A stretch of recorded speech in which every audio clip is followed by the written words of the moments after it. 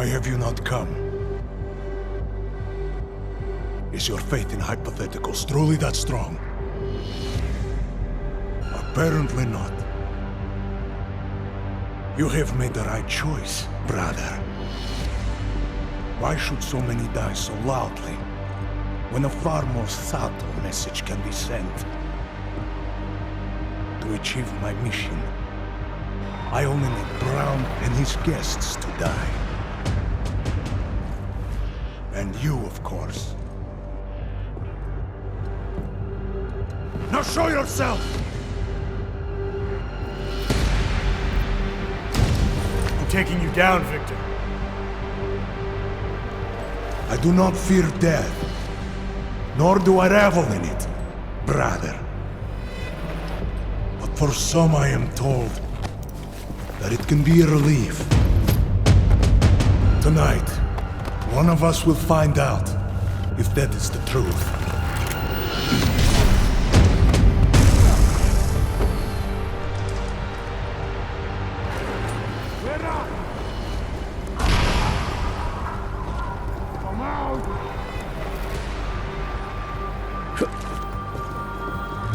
Watch for the debris!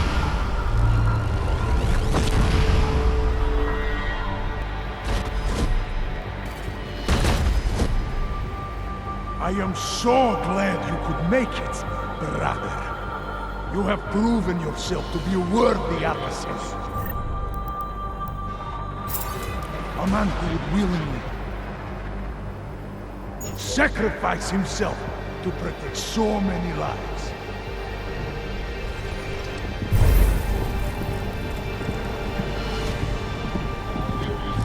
I will find you!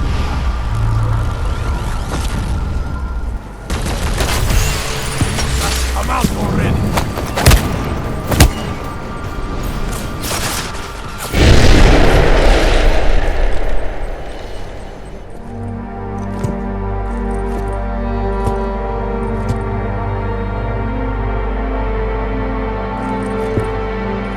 McCready.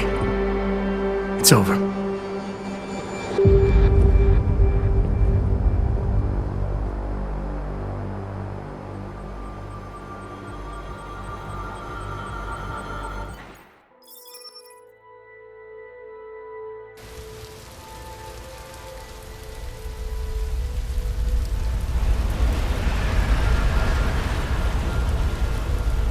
Santo CEO Nathaniel Brown took to the stage today to praise Interpol and Tarvis security services for thwarting what could have been a major terror attack during his Safe Harbor convention last week.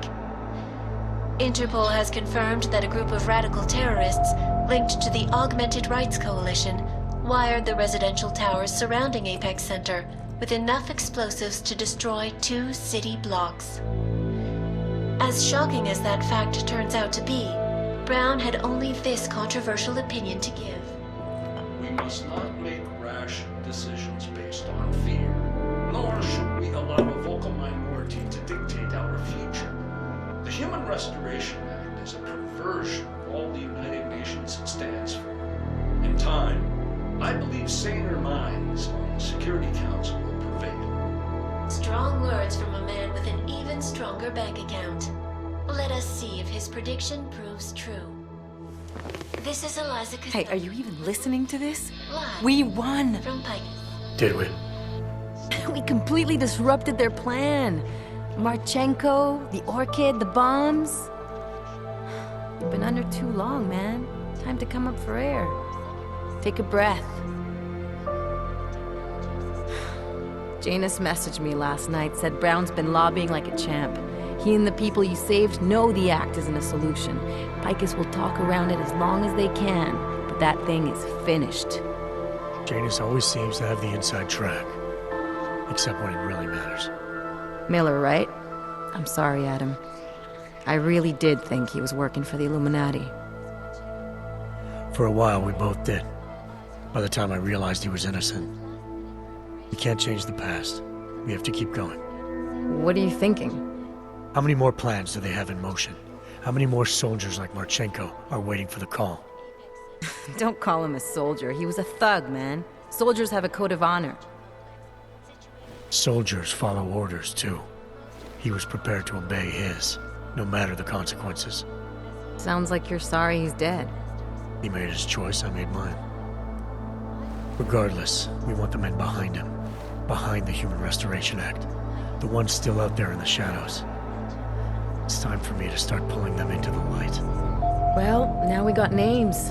Manderley and Page. The collective won't stop until we bring these guys down. Yeah? Well, there's one more name I want to put a face to.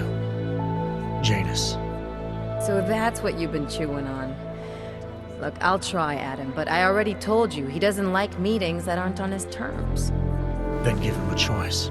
Either he sets up a meeting, face to face, or I find him myself. I think it's high time we met the man behind the mask, Alex.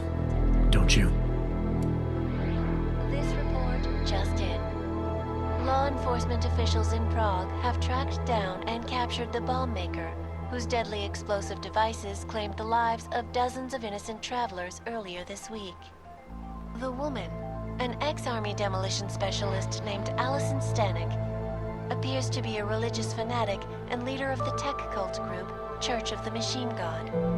Police arrested her and several of her followers inside the cult's headquarters, following an extensive investigation. If you ask me, folks, that is some very good news indeed. A coroner's report released in Prague today offers shocking new insight into the death of Dr. Talis Rucker, former leader of the Augmented Rights Coalition. Apparently, the primary cause of the doctor's death was the exceedingly high level of alcohol found in his system. No other toxins were present, nor were there signs of any suspicious activity. Sources close to Rucker tell me he had been struggling with alcoholism ever since becoming a public figure. I am sure I do not need to remind you folks that the organization he founded, the Augmented Rights Coalition, has been linked to last week's horrifying terror attack in London. It seems not so long ago that Dr. Talis Rucker was on this very program, trying to convince all of us that his Augmented Rights Coalition was a non-violent organization. Today, of course, we are all a little bit wiser. It did not take long for ARC to reveal its true colors once Dr. Rucker was dead. Since last week's attack, the United Nations has officially labeled ARC a terrorist organization. As we speak, brave state police officers in the Czech Republic are raiding ARC-controlled compounds inside the Udaleg complex. Here is an example of the defiance they are encountering. This is where you have it all wrong. Wrong. ARC was framed. You people, you don't see, you don't realize that Viktor Marchenko was not ARC. He was trying to kill ARC, kill the cause. But he has failed. We are strong, we are innocent, and we will not be used as pawns by rich, scared men who want to make us less than human. I am sorry, young man, but methinks thou doth protest too much. The Diwali criminal organization is under intense scrutiny this evening for their role in the London attack. Evidence uncovered by Interpol indicates that high-ranking members of the chapter in Prague supplied weapons and logistical support to ARC terrorists. Among those being sought for questioning is Radic Nikoladze, leader of the Diwali's Prague chapter. Sources close to the man tell me, however, that Nikoladze has gone off the grid, and it is unlikely he will ever be found. An indication of guilt, perhaps? Join the online discussion and let us know what you think. News out of Paris today, where a sharp rise in illegal underground publications may have links to a prison escape recently orchestrated in Prague.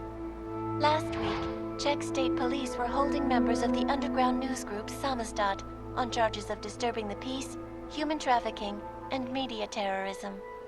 The radicals escaped their holding cell, however, and are believed to have subsequently made their way deeper into Western Europe. Shortly after their escape, a radical publication called Silhouette began appearing throughout France. Has Samizdat rebranded itself as Silhouette? I am sure you will agree with me on this one, folks, no matter what name these people go by. There is nothing more dangerous than the spread of false news. Turning our attention now to a more colorful story. A recent incident inside an illegal underground drug laboratory has led authorities to the heart of Prague's Neon operation. According to sources familiar with the new drug, the dangers of neon had more to do with illegal distribution methods and criminal ties than with consuming the drug itself. Make no mistake, folks, neon is illegal, and the dismantling of this laboratory is good news for everyone. However, some government officials have hinted to me that the drug may have therapeutic benefits, and if so, a government-approved version of neon could be made available to the public eventually. Further testing will be required, of course, so only time will tell.